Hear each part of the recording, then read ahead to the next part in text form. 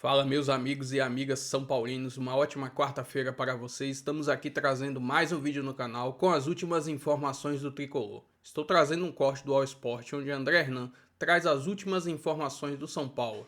Se inscreva no canal, deixa seu like, seu comentário e vamos aí para o vídeo. Tricolor, então, do São Paulo. Tem jogador já indo embora, né, Hernan? Jogador novíssimo, 16 anos. O Ângelo já foi vendido para o grupo, né, do que pertence o Chelsea aí. É o Trabzon da Turquia, né? Como é que é? Como é que fala? Strasbourg, isso. Strasbourg, da França, isso. Strasbourg. Vai para lá inicialmente quando completar 18 anos, né? Que ele ainda tem 16 anos, ainda é muito jovem. E a partir daí, aí ele vai fazer a carreira dele, pode chegar a outro time do grupo, algo que vem acontecendo.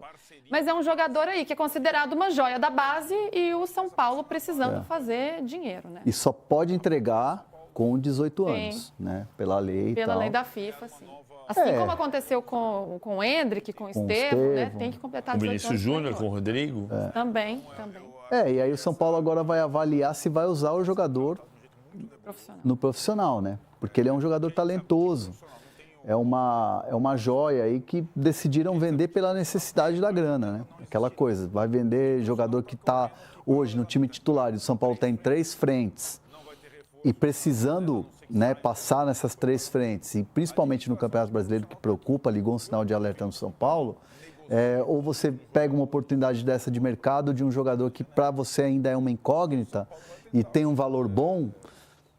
Então, o São Paulo vive esse dilema e decidiu-se, então, vender essa joia para esse grupo aí do Chelsea. E aí você pode utilizar até os 18 anos. Então, a tendência é que o Zubeldia olhe para esse garoto com mais cuidado e puxe ele para o time principal para você aproveitar, entre aspas, o tempo que você vai ter, já que vai ter que entregar quando tiver 18 anos. E aí o torcedor quer saber quem chega, né? Camisa 9, lugar do Caleri também ali para brigar por posição com o André Silva. Como é que tá essa história? Já tem um tempo que o São Paulo está tentando, mas a gente sabe que não está sobrando o din-din, então não é tão simples assim, estava de olho numa oportunidade. Então, quem hoje está no departamento de futebol diz o seguinte, o São Paulo vai ao mercado, está observando, é um jogador experiente, é um jogador que tem a bagagem internacional, bagagem de Libertadores, que faça um contrato curto até o fim do ano e que tenha um custo baixo, né? Salário baixo. O que mais vocês querem? Salário baixo? Essa é uma ala do departamento de futebol. A ala pessimista do departamento de futebol diz o seguinte, São Paulo não vai contratar ninguém. Tá. Não tem dinheiro para nada. É porque tem que fazer negociar tudo com o FIDIC. Tudo tem que negociar. Eu vou te dar menos dinheiro, vou usar menos dinheiro no ano que vem para usar esse pedaço daqui, porque eu preciso contratar o centroavante e o Caleri machucou. Mas o André Silva não dá conta, é dinheiro do time no ano. Então, qual centroavante você vai buscar? Tem que ser um centroavante que seja oportunidade de mercado. Seja com de essas graça. características aí. De graça, que... Experiente, de graça, bom. Bom. Bom, barato. O Mustafa falou semana passada pro Benja que ele nunca falou bom e barato. Acho que ele tá certo. Acho que o Mustafa tá certo. Ele falou que quem criou bom e barato foi a imprensa. E eu acho que o Mustafa tem razão. Mas é mais ou menos isso que está acontecendo. Porque o barato não é bom? Não, é porque ele diz o que o Mustafa está dizendo. Estamos falando...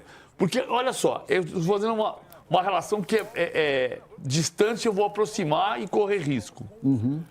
O São Paulo de hoje é o Palmeiras de 2003. O São Paulo hoje é o São Paulo do bom e barato. Bom e barato. Porque assim, e é justo, mas o São Paulo nunca vai dizer que está contratando bom e barato. Assim como o Mustafa disse para o Benja na semana passada, que ele nunca usou o termo bom e barato. É verdade, a gente é que cria. E foi isso que se criou em 2003, 2004. Tem uma entrevista maravilhosa do Sebastião Lapola em 2002. Falando o quê? Eu quase bati um carro ouvindo no rádio. O Salvo Lapola fala assim, nós contratamos agora, a repórter era Marcelo Lima, contratamos agora 2 jogadores, sim, contratamos do Figueirense, é o Fernandes, e aquele jogador que é o... Como é mesmo o nome dele? Não lembrava o nome. Aí o Marcelo Lima falou Giovânio. Era o Giovânio, que depois jogou no Grêmio. E o Laporta não lembrava. Isso era o bom e barato. Claro que estou exagerando e não é o São Paulo de hoje. Mas o São Paulo precisa de um centroavante que seja solução para o ataque e para a ausência do Caleri, pelo menos para ser reserva do André Silva, e que custe 0 ou perto de 0. Ou seja, aquilo que a gente chama de oportunidade de barato, de mercado, e que em outros termos a gente chamou de bom e barato. Na verdade é isso. O Botafogo conseguiu fazer isso com o Igor Jesus. Não conseguiu? Não foi barato. Não foi barato? Não. Quanto foi o Igor Jesus? Vamos achar o preço dele. Vamos achar. Não foi barato? Então vamos pesquisar Não foi barato. A minha ideia era barato. A gente se corrige aqui, não tem tá problema. vendendo agora pro Nottingham Forest um valor que pode chegar a 20. Não, ele pode ter sido barato em relação ao preço. Eu vou ver o preço da chegada. Vamos pesquisar. Mas fácil não é, né? Você tem que ter um departamento ali de scout muito de olho, né, nas oportunidades que possam surgir, um jogador que não esteja sendo visado, aí você tem uma chance. O São Paulo é o 19º dos clubes da Série A que menos acabaram gastando nessa janela, ou na última janela, 19º. Ou seja, o penúltimo. Penúltimo, ficou atrás do Sport, que aí é questão de pagamento de salário e tal. Nesse ranking aí. Mas assim, São Paulo não tem dinheiro. O São Paulo, vou falar um negócio que acho que vai até doer no torcedor, mas o São Paulo hoje vende o almoço para comprar o jantar. Pesado, puxado. É isso. É um equilíbrio de contas absurdo. É uma pena, mas é a realidade. É a realidade. E é importante encarar a realidade também, né? Porque fazer loucuras não faz bem para a saúde financeira do clube. E o São Paulo hoje está nas competições, está brigando, fazer a segunda melhor campanha. Aí, PVC, nosso switcher aqui, obrigada, gente. Igor Jesus foi de graça para o Botafogo. Então foi barato. Isso, foi bem barato. CT da Barra Funda, onde está a Marina? Boa noite, Mar. O que você traz de novidade do Tricolor?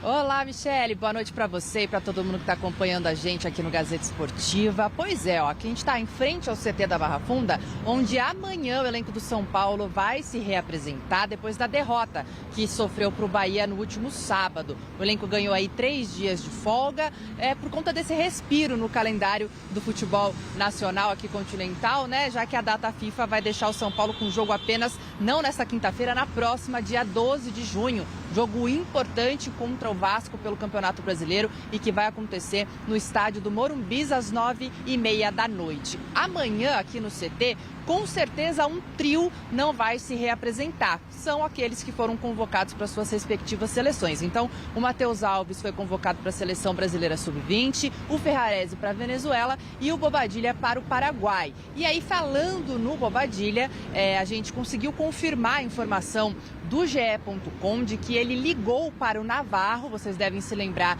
daquela situação que ocorreu no jogo, na vitória do São Paulo contra o Tajeres por 2-1 no dia 27 de maio, em que o Navarro chora em campo, enfim, ele acusa o Bobadilla de racismo, xenofobia, né, por conta da sua nacionalidade, a Venezuela. Então, o Bobadilla, desde aquela ocasião, tem tentado entrar em contato com o Navarro, conseguiu durante esta semana, ontem, e conseguiu falar com ele numa chamada de vídeo ali, conseguiu pedir desculpas, o Navarro aceitou essas desculpas, mas a gente lembra que foi construído um BO ali, né, junto, logo assim que acabou a partida, foi construído o BO ali lavrado no próprio Morumbis.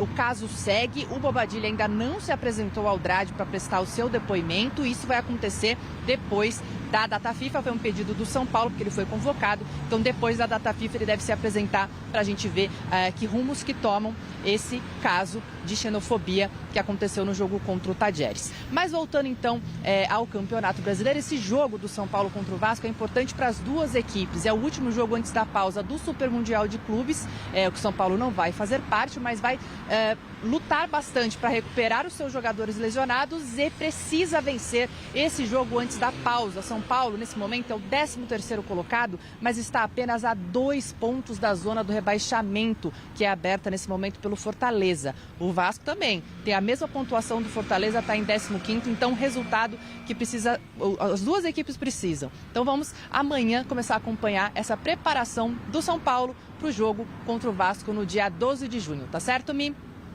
Valeu, Má. Obrigada por todas as informações. E aí, Garrafa? Então, que o pessoal lá no dia 12 de junho, dia dos namorados, não reclame da falta de ritmo de jogo. Carinho. Carinho também. Cai numa quinta-feira. Ritmo de jogo. Não, porque estamos sem... Porque quando joga muito, reclama que joga muito. Aí quando para, não tá sem ritmo de jogo, tá? É só um parênteses. E sobre essa história do Bobadilla e do Navarro, Chico, acho muito legal que o Bobadilla conseguiu falar com o Navarro. Acho muito legal, porque é o direito, né, da pessoa se desculpar, se arrepender. E se de fato o Navarro aceitou as desculpas, que ele tire o BO, encerre a questão por aí.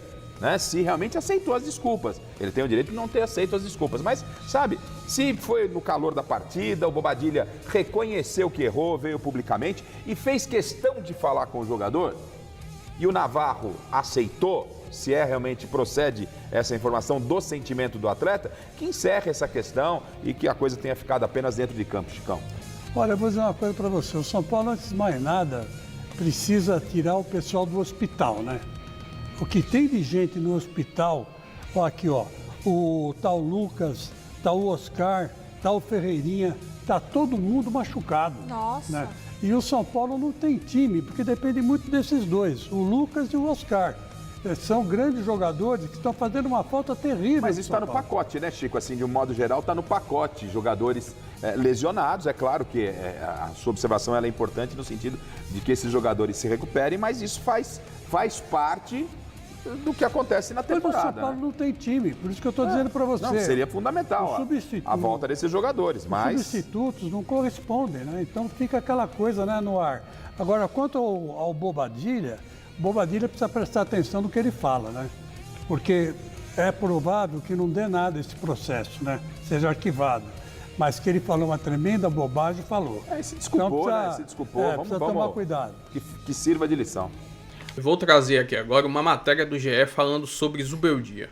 São Paulo tem só 26% de aproveitamento sem Zubeldia, que será desfalque na Libertadores. O treinador argentino não comandará a equipe no primeiro jogo das oitavas de finais da competição contra o Atlético Nacional por estar suspenso.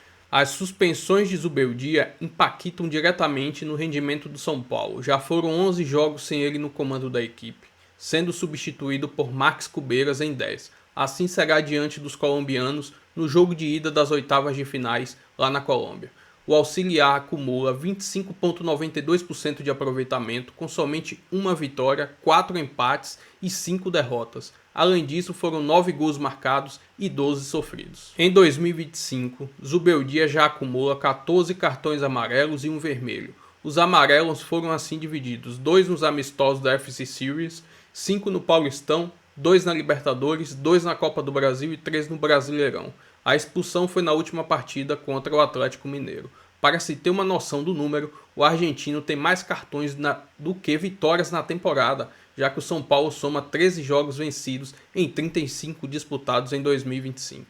Na temporada passada, Zubeldia recebeu 17 amarelos e 2 vermelhos, ou seja, desde que chegou ao São Paulo, o treinador acumulou 31 cartões amarelos e 3 vermelhos. Já o próximo compromisso do São Paulo será no dia 12 de junho contra o Vasco da Gama no Morumbi. É nítido e claro que as suspensões de Zubeldia prejudicam muito o desempenho da equipe, principalmente na questão de resultado, né? Mas enfim, essas são algumas informações aí do São Paulo. Se inscreva no canal, deixa seu like, seu comentário e até o próximo vídeo. Valeu!